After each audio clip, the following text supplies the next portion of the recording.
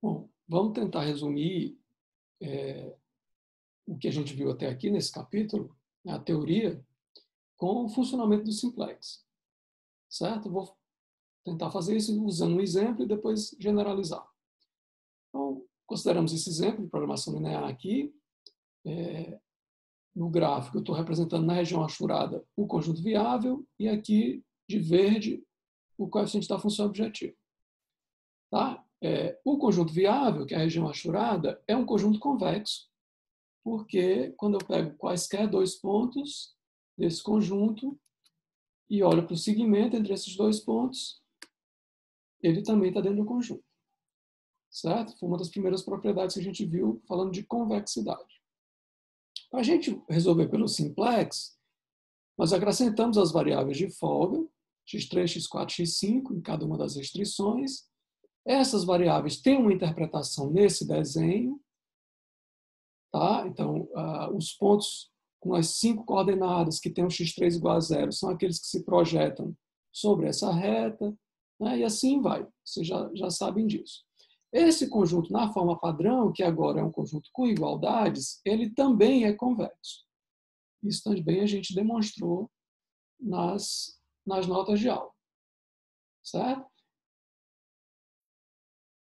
Bom, vamos pegar, então, o quadro canônico relativo a uma base, 2, 4 e 5. Não necessariamente eu estou fazendo um processo até chegar a essa base, eu estou pegando o quadro canônico, não é? Onde eu reduzi as colunas 2, 4 e 5 a uma identidade. Multipliquei pela inversa dessa matriz, fiz operações elementares sobre linhas. O fato é que eu cheguei nesse quadro aqui, que é a forma canônica associada a essa base. A gente vê que é uma base viável, né? Porque aqui do lado eu tenho a inversa dela vezes o vetor b pequeno, e isso é maior ou igual a zero. Essa base viável define essa solução básica, onde as variáveis não básicas, são aquelas que não estão aqui, né? São a x1 e x3, que são nulas, e as variáveis básicas a gente tira aqui do lado direito. Né? O x2 vale 2, o x4 vale 6 e o x5 vale 1. Certo? Então, isso é a solução básica, onde a parte n vale 0 e a parte b vale o b barra. A gente já sabe de outras aulas que essa base viável corresponde ao ponto B, que é a interseção das retas x1 igual a 0 e x3 igual a 0. x1 igual a 0 é essa, x3 igual a 0. Desculpe, x1 igual a 0 é o eixo vertical, x3 igual a 0 é isso aqui, então é o ponto B, que é um vértice do conjunto sombreado. E a gente mostrou, na verdade, que solução básica viável e vértice são o mesmo conceito. Ou seja, se x é uma solução básica viável, também vai ser um vértice. Bom, a partir de um ponto do conjunto, e particularmente de um vértice, a gente pode escolher direções para caminhar, né, a partir desse ponto e se manter dentro do conjunto, que a gente chama de direções viáveis. Tá? Então, por exemplo, a partir do ponto B, eu posso escolher algumas direções viáveis para caminhar, me manter dentro do conjunto, e, particularmente, essas direções viáveis elas são determinadas quando eu escolho uma variável para entrar na base. Certo? Então, nesse quadro aqui, se eu escolho a variável x1 para entrar na base, essa escolha me determina uma direção viável. Essa direção eu também posso dividir na parte n e na parte b. A parte n vai ser um vetor unitário. Não é? Tem 1 numa coordenada e 0 nas demais. Qual é a coordenada que ele tem 1? Se eu estou escolhendo a variável x1 para entrar na base, que é uma das variáveis não básicas, né? As duas não básicas são x1 e x3, se eu estou escolhendo x1 para entrar na base, eu vou ter 1 na posição D1, da direção viável, e vou ter 0 na posição x3. Certo? Eu vou ter 1 no índice correspondente à variável que vai entrar na base e 0 nas outras. Se eu tivesse mais outra variável não básica, também seria 0. E os coeficientes da parte B, da direção D, é dado por essa coluna com o sinal trocado. Então, por exemplo, aqui na linha de x2, eu vou ter o coeficiente, eu vou ter a entrada D2 com o sinal trocado. Então, D2 é 2. Em lugar de ser menos 2, é 2. D4 é 3 e D5 é -1. Então, dessa maneira, eu construo a direção viável com 5 coordenadas, tal que eu posso caminhar a partir do ponto que eu estou, x barra, nessa direção D, um certo passo alfa, né, sem sair do conjunto. Se particularmente eu pegar só as duas primeiras coordenadas, D1 e D2, para que eu possa desenhar essa direção nesse gráfico, né, eu tenho o vetor 1, 2. Se eu transladar o vetor 1, 2 para o ponto x barra, onde eu estou, é esse vetor aqui, né? Esse vetor vermelho que está aparecendo aqui. Certo? Ó, coordenada 1 no x, coordenada 2 no y. Isso é o vetor D nas coordenadas só 1 e 2. Então, isso significa dizer que nesse desenho eu estou saindo do ponto B e estou caminhando nessa direção. Certo? E qual é o passo máximo que eu posso dar nessa direção? Bom, antes disso, essa direção, se eu calcular C, que é o vetor gradiente, vezes ela, se eu calcular esse produto escalar, o sinal do produto escalar me diz o ângulo entre essa direção D e o vetor C. Certo? O vetor C, né, aqui é -1, -2 e 0, 0, 0 nas outras três coordenadas, vezes o vetor D, se eu calcular esse produto escalar, dá -5. Esse valor C transposto D, a gente também viu que é exatamente o custo reduzido da variável, né, que você está escolhendo para entrar na base e que definiu essa direção. Então, o -5, que é o custo reduzido dessa variável, assim, a taxa de variação da função por cada unidade de x1, é exatamente o C transposto D. Dado que isso é um valor negativo, isso me indica que essa direção D faz um ângulo maior do que 90 graus, né, com o vetor C e, portanto, é uma direção de decréscimo. Certo? Então, como eu estava dizendo, como é que eu vou encontrar o novo ponto? Eu vou sair do ponto x barra, onde eu estava, vou caminhar na direção D um certo passo epsilon. É isso que o simplex faz. E quem é esse epsilon? Bom, o máximo passo que eu posso dar é a razão mínima, que nesse caso, né, eu vou dividir esses caras pelos positivos daqui, a razão mínima é 1. Então, eu vou sair do ponto B, vou caminhar um passo de tamanho 1 nessa direção e, portanto, chegar ao ponto C, que tem essas coordenadas, se eu fizer essa conta, e particularmente as coordenadas 1 e 2 é 1, 4.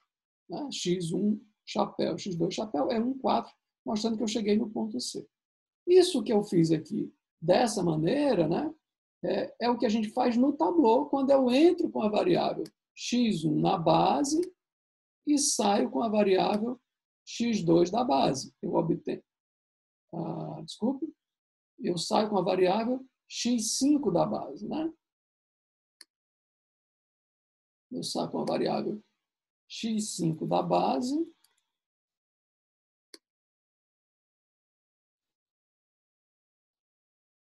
Se eu saio com a variável x5 da base e entro com a variável x1, eu obtenho esse novo quadro, exatamente que vai ter a variável x1 igual a 1, a variável x2 igual a 4 e a variável x4 igual a 9, esse mesmo ponto aqui. Então, aquelas operações que a gente fazia no quadro era, né, dado um vértice do conjunto, ou seja, uma solução básica viável, eu escolho uma direção viável, que é dado pelos coeficientes dessa coluna, com sinal trocado, e mais um vetor canônico, determino o passo que eu vou caminhar, que é a razão mínima, e chego a um novo vértice.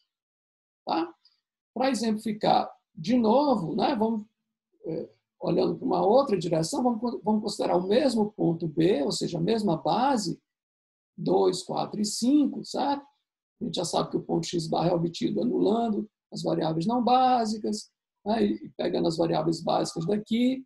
Só que agora eu vou considerar entrar com x3 na base, em lugar de x1. E o raciocínio é o mesmo. Se eu vou entrar com x3 na base, né, eu estou escolhendo uma direção, essa direção tem a componente, né, a parte n, dessa direção e a parte B.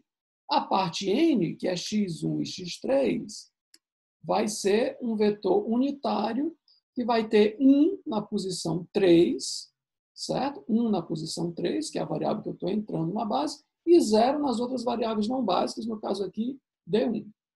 E a parte básica vai ser o negativo disso aqui, olhando para a ordem das variáveis básicas. Então, a primeira variável aqui é x2, em D2 eu tenho menos 1.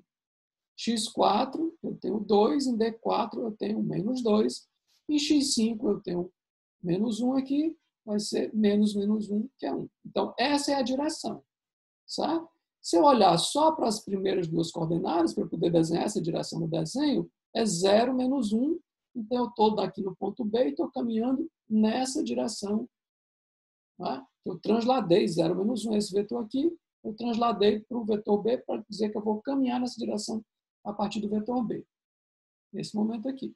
Se eu calcular o C transposto D, né, o C é o mesmo vetor, o D agora é essa direção. Se eu fizer essa conta aqui, menos 1 vezes 0, menos 2 vezes 1, etc., vai dar 2, né, indicando que esse vetor, se eu colocar aqui as cores de nível da função, né, aqui o vetor C é assim,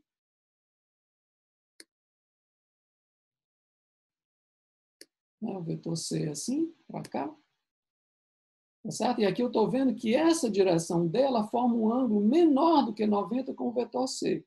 Portanto, ele tem que ter esse produto escalar positivo, que me indica que eu tenho uma taxa de variação positiva, ou seja, eu tenho um crescimento da função. Então, se eu sair do vetor B, né, do ponto B, entrando com x3 na base, eu vou aumentar a função. Claro que o simplex vai escolher sempre decrescer a função, ele não vai escolher essa entrada de base, né, x3 na base, mas eu poderia fazer isso para me mover entre os vértices. Certo? Bom, se eu pegar de novo, né, a solução vai ser o ponto onde eu estava, certo? Que era esse aqui, mais um certo epsilon vezes a direção que eu escolhi e tal. Esse epsilon é dado pela razão mínima. Olha, a razão mínima aqui vai ser 2 dividido por 1. Então, a razão mínima agora é 2, dizendo que eu vou dar um passo de tamanho 2 nessa direção. Né? Então, quando eu dou um passo de tamanho 2 nessa direção, eu venho para o ponto A. A direção era isso aqui. Quando eu dou um passo de tamanho 2, eu vou caminhar 2 vezes esse vetor e vou chegar no ponto A, que é o ponto 0, 0. Certo?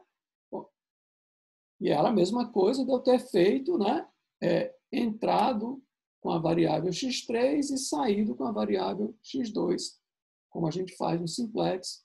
Eu teria obtido aqui, mas eu poderia ter feito dessa outra maneira. Certo? Bom, genericamente falando, se eu pegar um quadro canônico relativo a uma base AB, né? Aqui nas variáveis básicas eu tenho uma identidade e aqui eu estou isolando uma variável não básica xk.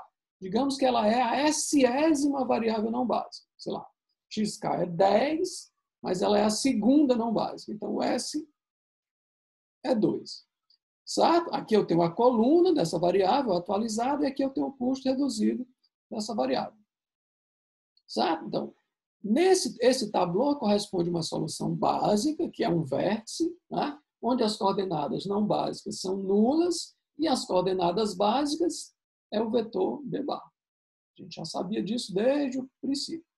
Quando eu escolho uma variável para entrar na base, digamos xk, eu determino uma direção, né, onde a parte n dessa direção é o vetor unitário ES, sendo S o índice da variável não básica. Então, se ela for a primeira, é o vetor E1, se ela for a segunda, é o vetor E2, e assim vai, né, nas coordenadas não básicas. E nas coordenadas básicas, eu tenho menos a coluna daqui. Certo? Então, na ordem das variáveis básicas, vai dar a ordem das entradas de dB. Aqui. Muito bem. Quando eu calculo a taxa de variação da função objetivo nessa direção, né, isso é dado pelo vetor, pelo produto escalar de C por D. Então, se eu substituir aqui o vetor C particionando em Cn e Cb, o vetor D particionando em Dn e Db, substituindo o valor de Dn, que é ES, e menos a K barra, e fazendo a conta, olha, aqui eu tenho Cn vezes ES. Cn vezes ES vai dar a S-ésima componente de Cn. A S-ésima componente de Cn é o C, CNS.